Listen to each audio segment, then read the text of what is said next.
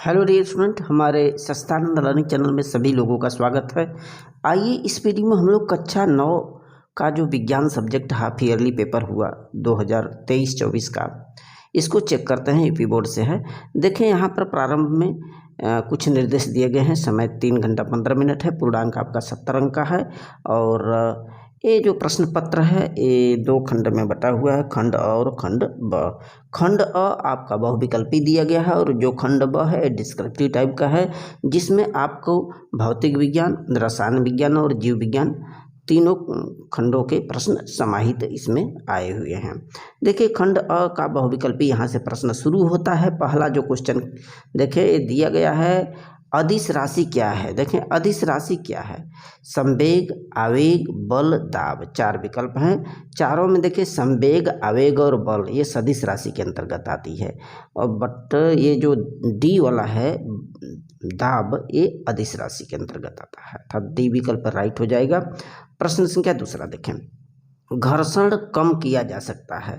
घर्षण कम किससे कर सकते हैं, स्नेहक के उपयोग से, पालिश करके, बॉल बेयरिंग का उपयोग करके, सभी से। तो इसका विकल्प आपका लास्ट वाला हो जाएगा, डी वाला, सभी से। सभी का प्रयोग करके घर्षण को कम किया जा सकता है। प्रश्न संख्या अगला देखिए तीसरा, पृथ्वी के गुरुत्वीय त्वरण का मान किसी पिंड के किस पर निर्भर करता है। देखिए किसी पिंड के द्रव्यमान पर निर्भर नहीं करता है। पृथ्वी के गुरुत्वीय त्वरण का मान किसी पिंड के, तो इसमें जो विकल्प है ए वाला विकल्प इसमें राइट हो जाएगा, द्रव्यमान पर निर्भर नहीं करता गुरुत्वीय त्वरण का मान। अब प्रश्न संख्या चौथा देखें, वेग परिवर्तन की दर क्या कहलाती है। 4 विकल्प दिया गया है। वेग परिवर्तन की दर को त्वरण कहा जाता है, अर्थात ए वाला ही विकल्प इसमें आप राइट काट देंगे। इसके बाद 5वां क्वेश्चन देखिए क्या आया है, बल का मात्रक है। तो बल का मात्रक न्यूटन होता है या किग्रा मीटर प्रति सेकंड स्क्वायर होता है, अर्थात जो ब वाला विकल्प यहाँ पर होगा वो राइट हो जाएगा। आप लोग जानते हैं कि एम बराबर एम आई होता है। एम द्रव्यमान है, ए गुरुत्वीय त्वरण है, दोनों का यूनिट निकालेंगे, मात्रक निकालेंगे तो किग्रा मीटर प्रति सेकंड स्क्वायर आएगा। प्रश्न संख्या 6वां देखिए, राकेट छोड़ने का सिद्धांत आधारित है। देखिए राकेट छोड़ने का सिद्धांत न्यूटन के गति विषय का तीसरा नियम है, जिसे हम लोग क्रिया प्रतिक्रिया का नियम भी कहते हैं। और प्रश्न संख्या अर्थात जो विकल्प है सी वाला राइट हो जाएगा। 7वां देखिए, यदि 2 वस्तुओं के बीच की दूरी r हो और वस्तुओं के बीच का गुरुत्वाकर्षण बल समानुपाती है। 2 वस्तुओं के बीच की दूरी r हो, ठीक, और तो उन वस्तुओं के बीच गुरुत्वाकर्षण बल किसके समानुपाती होता है। तो ये जो गुरुत्वाकर्षण बल होता है 1/r² के समानुपाती होता है, अर्थात 7वां का डी वाला विकल्प इसमें राइट काट देंगे। इसके बाद प्रश्न संख्या 8वां आइए। 8वां दिया है, ऊर्ध्वपातन पदार्थ है। देखिए ऊर्ध्वपातन किसे कहते हैं, ऐसे पदार्थ जो कि डायरेक्टली ठोस से गैस में बदल दिए जाते हैं उसको ऊर्ध्वपातन कहते हैं। इसमें नवसादर का सूत्र होता है अमोनियम क्लोराइड। ए वाला विकल्प इसमें राइट हो जाएगा, जो चारों विकल्प दिया गया है। प्रश्न संख्या 9 था ये, निलंबन के कण दूर किए जाते हैं आसवन द्वारा, पृथक्करण फलन द्वारा, भारण विधि द्वारा, ऊर्ध्वपातन द्वारा। देखिए निलंबन है क्या, जैसे कोई जल है, जल में धूल मिट्टी इत्यादि के कण यदि मिले हुए हैं तो वो साफ दिखाई देते हैं। वो जो कण होते हैं उनको पहचाना जा सकता है, ठीक, उनको हम लोग निलंबन कहते हैं, यानी कि पूरी तरह से वो डिजॉल्व नहीं होते। तो होता क्या है, उस गंदे पानी को स्वच्छ करने के लिए उसमें थोड़ा फिटकरी मिला दीजिए। जैसे ही फिटकरी मिलाते हैं तो फिटकरी की वजह से जो मिट्टी धूल इत्यादि के कण हैं उससे क्रिया करते हैं और वो पेंदी में नीचे की तरफ बैठ जाते हैं। इस तरह से साफ पानी प्राप्त कर लिया जाता है, उसको हम लोग भारण विधि भी कहते हैं, अर्थात जो विकल्प है इसमें सी वाला राइट हो जाएगा। प्रश्न 10 है, सोडियम का रासायनिक संकेत है। तो सोडियम का रासायनिक संकेत आप लोग जानते हैं या नहीं होता है, डी वाला विकल्प यहाँ पे राइट होगा। 11वां देखिए क्या आया है, शुष्क बर्फ है। तो जो कार्बन डाइऑक्साइड होता है, ठोस कार्बन डाइऑक्साइड को ही शुष्क बर्फ कहा जाता है, अर्थात बी वाला इसमें राइट हो जाएगा। प्रश्न 12वां देखिए, 2 या 2 से अधिक पदार्थों का समांगी मिश्रण क्या कहलाता है। तो 2 या 2 से अधिक पदार्थों के समांगी मिश्रण को विलयन कहा जाता है, अर्थात जो विकल्प है वो ए वाला इसमें राइट हो जाएगा। प्रश्न संख्या 13 देखें, सोने की पन्नी द्वारा अल्फा कण प्रकीर्णन का प्रयोग किसने किया था। तो सोने की पन्नी द्वारा अल्फा कण प्रकीर्णन का जो प्रयोग करने वाले वैज्ञानिक थे वो रदरफोर्ड थे, अर्थात इसमें बी वाला विकल्प आपका राइट होगा। 14 देखिए, कोशिका का ऊर्जा गृह किसे कहते हैं? देखो पावर हाउस, उसको माइटोकॉन्ड्रिया को कहा जाता है। बी वाला इसमें राइट हो जाएगा। प्रश्न संख्या 15 देखिए क्या आया है, कणिकाओं को निकाल देने के पश्चात रुधिर का तरल अंश होता है। यदि कणिकाएं निकाल दिया जाए तो रुधिर का तरल अंश प्लाज्मा कहलाता है। ए वाला इसमें राइट हो जाएगा। 16 देखिए, आर्थ्रोपोडा संघ का जंतु है। आर्थ्रोपोडा में ए बिच्छू आता है। चारों विकल्प में ए वाला विकल्प राइट होगा। प्रश्न 17वां देखिए क्या आया है, राइबोसोम निम्नलिखित के केंद्र हैं। तो राइबोसोम जो होता है ये प्रोटीन सिंथेसिस का कार्य करता है, अर्थात जो सी वाला विकल्प है इसमें राइट हो जाएगा। 18 देखिए, जंतु कोशिका निम्नलिखित के द्वारा सीमित होती है। तो किसके द्वारा सीमित होती है? वो होता है प्लाज्मा मेम्ब्रेन। प्लाज्मा मेम्ब्रेन के द्वारा उसको लिमिट किया जाता है। ए वाला राइट हो जाएगा। 19 देखें, रुधिर में वास्तविक कोशिकाएं कौन सी नहीं हैं? तो रुधिर में जो वास्तविक कोशिकाएं नहीं होती हैं वो प्लेटलेट्स होती हैं आपका।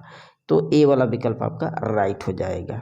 प्रश्न संख्या 20 देखें, मनुष्य का वैज्ञानिक नाम है। तो मानव का जो वैज्ञानिक नाम है होमोसेपियंस होता है, अर्थात जो विकल्प है यहाँ पे बी वाला राइट हो जाएगा 20वां का।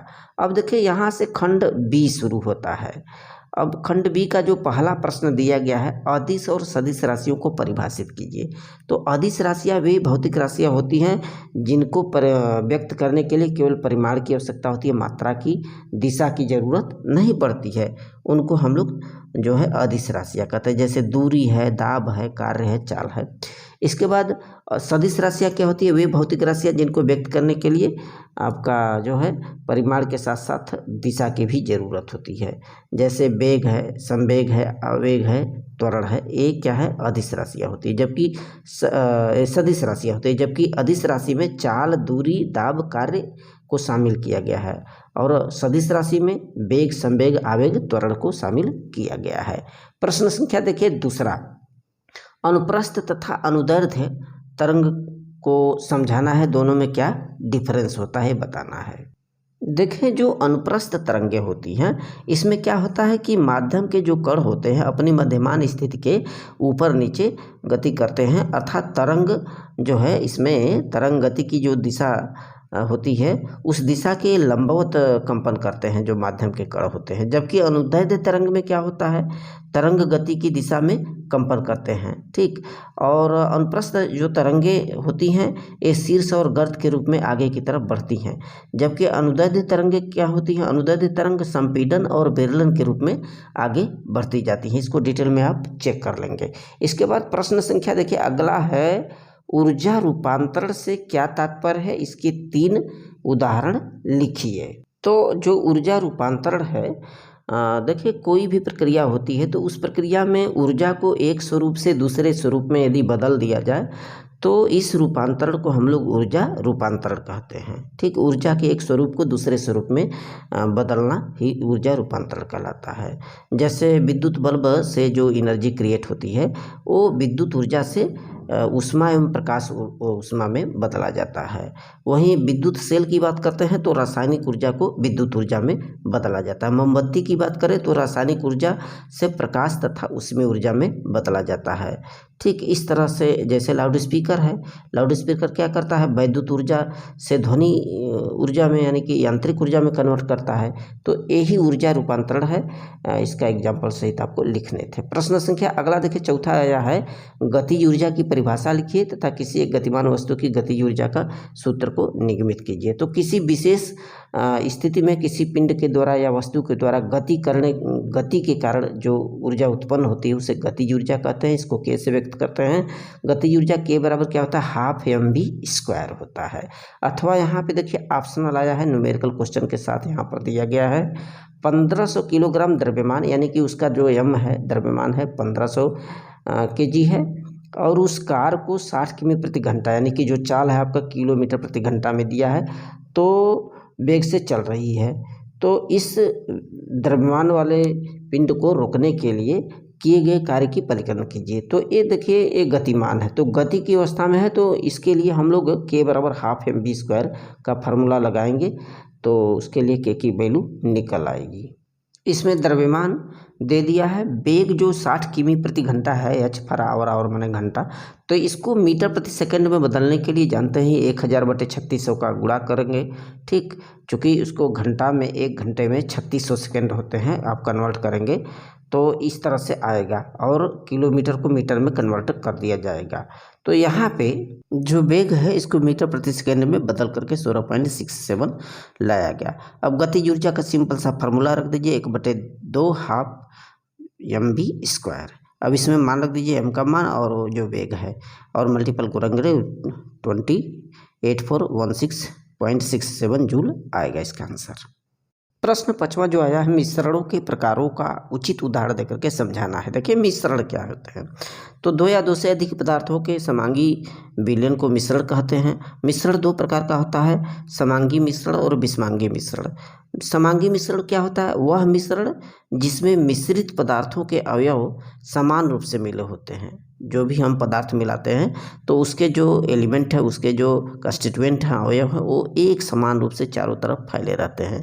जैसे चीनी का जब हम पानी में डालकर विलयन बनाते हैं या नमक का विलयन बनाते हैं तो समांगी मिश्रण के अंतर्गत आता है।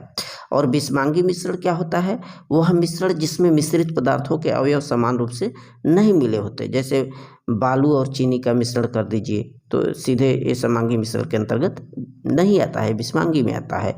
अब प्रश्न संख्या 6वां देखिए आया है, रदरफोर्ड के परमाणु मॉडल की क्या सीमाएं हैं। तो रदरफोर्ड के अनुसार क्या होता था कि नाभिक के चारों ओर जो इलेक्ट्रॉन होते हैं बंदवृत्ति कक्षा में ये चक्कर लग, इसमें उन्होंने अस्थायित्व के बारे में नहीं बताया, इलेक्ट्रॉनों के अस्थायित्व के बारे में नहीं बताया। उनके अनुसार क्या होगा कि ये जो इलेक्ट्रॉन चक्कर लगाएंगे नाभिक के चारों ओर, एक प्रकार का एनर्जी उत्सर्जित करते हैं। रूप हो गया क्या, इनकी ऊर्जा धीरे धीरे कम हो जाएगी और अंततोगत्वा ये नाभिक में गिर जाएंगे, अर्थात ये अस्थायित्व की व्याख्या करने में असफल हैं। इसको आप डिटेल में देख लेंगे।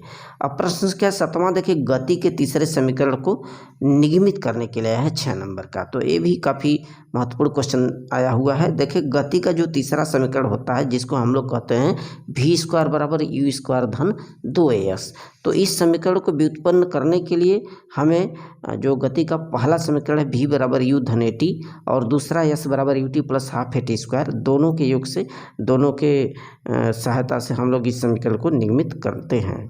तो सबसे पहले क्या करेंगे, किसी गतिमान वस्तु का प्रारंभिक वेग u मान लेंगे। इसके बाद t समय के बाद जो अंतिम वेग है उसको v मान लिया जाएगा और उसमें जो उत्पन्न त्वरण है a मान लेते हैं और उस पिंड के द्वारा चली गई दूरी को हम s मान लेते हैं। तो जो गति का पहला समीकरण है v = u - at। अब v = u - at में पक्षांतर किया जा रहा है। पक्षांतर किसका हो रहा है, देखिए at को एक साइड में रख रहे हैं और ये जो u देख रहे हैं उस साइड में ले जा रहे हैं। तो at बराबर क्या हो जाएगा, v - u हो जाएगा। अर्थात यदि t की वैल्यू आप निकालना चाहें तो t बराबर क्या हो जाएगा, v - u/a। t बराबर क्या हो जाएगा, v - u/a हो जाएगा। ठीक, इसके बाद ये इक्वेशन 1 मान लीजिए। अब गति का जो दूसरा इक्वेशन होता है s = ut + ½ at², ये समीकरण नंबर गति का सेकंड होता है। अब इस द्वितीय समीकरण में ये जो पहला इक्वेशन है t = v - u आया हुआ है, इसका मान रख देते हैं t के स्थान पे। इस समीकरण नंबर 2 में जहाँ जहाँ t दिखाई दे रहा है उसमें बस इसी वैल्यू को रख देते हैं v - u/a। तो यही किया जा रहा है। देखिए s = ut + ½ at², यहाँ पर s = ut, t की वैल्यू आ गया तो t की वैल्यू यहाँ पर रखिए। इसके बाद प्लस ½ a × t, फिर t आ गया, t की वैल्यू यही उठा करके यहाँ रख दीजिए, चूँकि स्क्वायर है तो स्क्वायर कर दीजिए। इसके बाद आगे क्या होगा, आगे यहाँ से देखें s = u और इस वैल्यू को यहाँ पर पुटअप करें, इसके बाद इसको उतारें और ये जो वर्ग लगाया गया है ऊपर का वर्ग और नीचे का वर्ग कर दिया जा रहा है, a² हो जाएगा जो पहले a था। अब यहाँ से ऊपर एक है और ये एक a से कट जाएगा तो एक यहाँ से अभी बचने वाला है और गुणा करेंगे तो इतना वैल्यू आएगा। ठीक, इसके बाद इसका लसन ले लेते हैं, a और 2a का लसन होगा 2a, अर्थात बारी बारी से a का इसमें जब भाग देंगे तो a से कट जाएगा, 2 का इसके ऊपर में गुणा कर देंगे, फिर 2a का इसमें भाग देंगे, 1 आएगा, 1 का इसके ऊपर में गुणा कर दे, इतना आएगा। इसके बाद क्या होगा, इनका तिर्यक गुणा कर दिए यहाँ पर s/1 लिख करके। जब तिर्यक गुणा करते हैं तो 2as आता है, बराबर इतना आ रहा है। ठीक है, 2u का इसके अंदर गुणा हो जा रहा है, दोनों में 2u² हो जाएगा प्लस v इसका, देखिए a - b पूरे का होल स्क्वायर का फार्मूला यहाँ पर लगाया जा रहा है। क्या होता है, a² + b² ऋण 2ab। तो वही जब फार्मूला अपनाएंगे v² प्लस u² ऋण 2uv आएगा। अभी इसको प्लस 2uv और माइनस 2uv एक काट दिया जा रहा है, बाकी से यहाँ पर ये 2u² में से एक u² घटा रहे हैं चूँकि इसकी वैल्यू नेगेटिव में है, अर्थात 2as = v² माइनस u² आया। या इसको इस तरह से लिख सकते हैं 2as प्लस u², ये पक्षांतर करेंगे इस साइड में आएगा तो ऋण का प्लस हो जाएगा बराबर v², अर्थात v² बराबर u² प्लस 2as ये फाइंड अप होकर के चला आया। यही गति का तीसरा समीकरण है। अथवा में देखिए दिया है वाष्पीकरण या वाष्पन क्या है, उन कारकों का उल्लेख कीजिए जिन पर वाष्पीकरण की दर निर्भर करती है। देखिए वाष्पीकरण या वाष्पन क्या होता है, कोई द्रव अपने क्वथनांक से कम ताप पर ही वाष्प में बदलने लगती है। जैसे पानी हम लोग रखते हैं आग पे, तो एक निर्धारित जो टेम्परेचर होती है जिस पे कि उबलना शुरू होता है, उससे पहले ही वाष्प में बदलना शुरू हो जाती है, भाप निकलने लगता है, तो इसको हम लोग वाष्पीकरण कहते हैं। अब वाष्पीकरण की जो दर होती है तमाम चीज़ों पर निर्भर करती है। जैसे द्रव का खुला सतह, यदि द्रव खुला है तो ज़्यादा वाष्पीकरण होगा, यदि सकरा कोई छोटा सा पात्र लेंगे तो उसमें से वाष्पन कम होगा। फिर वाष्पीकरण वायु के ताप पर भी निर्भर करता है, वायुमंडल का कैसा ताप है उसी के अनुसार वाष्पीकरण होता है। नम वायु रहेगी या वातावरण नम रहेगा तो उतना वाष्पन नहीं होता है जल का या द्रव का। फिर वायुमंडल में उपस्थित आर्द्रता पर भी निर्भर करती है, जैसा नमी रहे, और वायु की गति पर भी निर्भर करती है। यदि वायु की गति तेज है तो वाष्पन तेज होगा। अगला प्रश्न दिया 8वां वाला, जंतु कोशिका तथा पादप कोशिका में अंतर बताएं। मीन्स जंतु कोशिकाओं के अपेक्षाकृत जो पादप की कोशिकाएं होती हैं वो बड़ी होती है, जबकि जंतु कोशिकाएं प्रायः छोटी होती हैं। ठीक है, और जंतु कोशिका की जो उसमें भित्ति होती है नहीं पाई जाती, जबकि पादप कोशिकाओं में कोशिका भित्ति पाई जाती है। और जंतु कोशिका में जैसे एक कोशिकी प्रोटोजोआ जैसे यूग्लिना है, यूग्लिना के अतिरिक्त किसी भी जंतु कोशिका में लवक नहीं पाए जाते, जबकि पादप कोशिकाओं में लवक उपस्थित होते हैं। जंतु कोशिकाओं में रिक्तिकाएं अनेक छोटी तथा स्थायी एवं अस्थायी होती हैं, और पादप कोशिकाओं में अधिकांश परिपक्व पादप कोशिकाओं में अस्थायी तथा केंद्रीय रस रिक्तिकाएं पाई जाती हैं। करेक्ट, इस तरह से आप लोगों को इसके बारे में लिख लेना है। अगला क्वेश्चन दिया है कि हृदय पेशी के 3 लक्षणों को बताइए। देखिए हृदय की जो पेशियां होती हैं ये कभी जीवन में थकती नहीं, हमारे लिए लगातार कार्य करती रहती हैं। ठीक है, और बेलनाकार होती हैं और कम शाखित होती हैं, इसमें 1 या 2 केंद्रकीय होते हैं, और इन ऊतकों पर हल्की व कम गहरी धारियाँ पाई जाती हैं, हृदय पेशी के लक्षण हैं। और नेक्स्ट क्वेश्चन दिया है कि एक बीजपत्री तथा द्विबीजपत्री का लक्षण लिखना है आपको। देखिए जो एक बीजपत्री पादप होते हैं वो खास करके उनमें प्रायः एक बीज पाया जाता है, एक बीजपत्री पौधों में, और जो पत्तियां होती हैं वो समांतर शिराविन्यास पाया जाता है। ठीक है, और पत्तियां आवृत रहती हैं और ये प्रायः रेशेदार और झगड़ा जड़ें इसमें पाई जाती हैं एक बीजपत्री में। जैसे आप कह सकते हैं कि धान और गेहूं के पौधे। और वही द्विबीजपत्री की बात करेंगे तो इसमें 2 बीजपत्र पाए जाते हैं, जैसे चना को देखें 2 बीजपत्र पाए जाते हैं, और जालिकावत शिराविन्यास पाए जाते हैं, और इसमें जो जड़ें होती हैं मूसला जड़ें पाई जाती हैं। इस तरह से आपको लिखना था। इसके बाद प्रश्न संख्या 11 देखिए, माइटोकॉन्ड्रिया का सचित्र वर्णन कीजिए। जैसा कि आप लोग को पता है कि जो माइटोकॉन्ड्रिया है पावर हाउस इसको कहा जाता है, जो यूकैरियोटिक कोशिकाओं के अंदर पाई जाती हैं। यूकैरियोटिक जो कोशिकाएं होती हैं उनके कोशिका द्रव्य में पाई जाती हैं, और उनकी ये दोहरी झिल्ली से बनी हुई होती हैं, और इसमें एक तरल पदार्थ भरा होता है। और माइटोकॉन्ड्रिया का आंतरिक झिल्ली के बीच की गुहा को आंतरिक कक्ष कहा जाता है। इसमें मैट्रिक्स भरा होता है, और आंतरिक झिल्ली के अंदर की अंगुली जैसी तमाम संरचनाएं होती हैं, और जिनको कि क्रिस्टी कहते हैं। ये पावर हाउस है, और इसमें जो है होता है मैट्रिक्स, उसमें लिपिड्स, प्रोटीन और डीएनए और आरएनए जैसे राइबोसोम्स पाए जाते हैं। इसके बाद नेक्स्ट क्वेश्चन देखिए दिया है कि अथवा में जीवन के लिए जल क्यों अनिवार्य है, इसकी उपयोगिता बताइए। जैसा कि आपको पता है कि यदि जल नहीं रहेगा तो जीवन नहीं रहेगा, जल ही जीवन होता है, और सभी जीव जंतु सबकी कोशिकाओं के लिए अब उसके अंदर की तमाम क्रियाओं के लिए शरीर के अंदर जल बहुत ही आवश्यक होता है। और शरीर के एक भाग से दूसरे भाग में पदार्थों का यदि संवहन होता है, एक स्थान से दूसरे स्थान जो भोज्य पदार्थ जाते हैं, तो घुलित अवस्था के लिए जल बहुत आवश्यक होता है। जलीय जीव जो होते हैं, तमाम जीव जंतु पानी के अंदर रहते हैं, अतः जल बहुत ही जरूरी है। पौधों के प्रकाश संश्लेषण की क्रिया के लिए भी नम यानी जल की आवश्यकता होती है। पानी एक सार्वत्रिक विलायक है, बगैर पानी के कुछ संभव है नहीं। फल, ये जो बीज होते हैं, बीजों के अंकुरण के लिए पानी बहुत ही जरूरी है। अर्थात हम कह सकते हैं कि जीवन यदि बचेगा तो जल होना बहुत आवश्यक है, अन्यथा यह जीवन नहीं बच पाएगा। So very very thanks.